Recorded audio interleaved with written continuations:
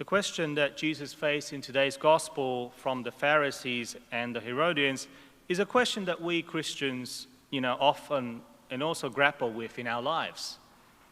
The reason is because, as Christians, we can be torn between two worlds. On the one hand, we are meant to be citizens of heaven by our baptism into Christ. So our true home is really with God in heaven, and we are meant to be detached from the things of this world because we know they don't last forever.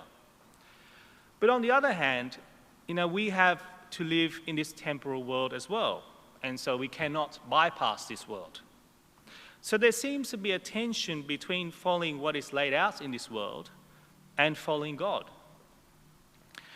But Jesus' answer in today's gospel, give back to Caesar what belongs to Caesar and to God what belongs to God, tells us that we can be good citizens in both worlds.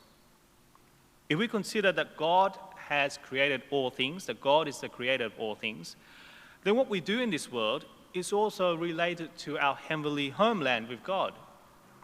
As St. Peter tells us in today's first reading, while we are waiting for this new heavens and new earth, the place where righteousness will be at home, we must do our best to live lives without spot or stain, so that we will be found at peace. In other words, St. Peter tells us that the way we dedicate ourselves to goodness in this world is also the means whereby we prepare in anticipation for our heavenly world with God.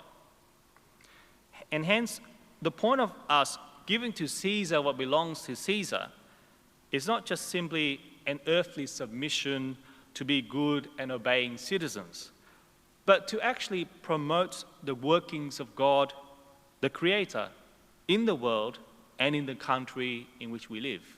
This is what we are called to do as Christians.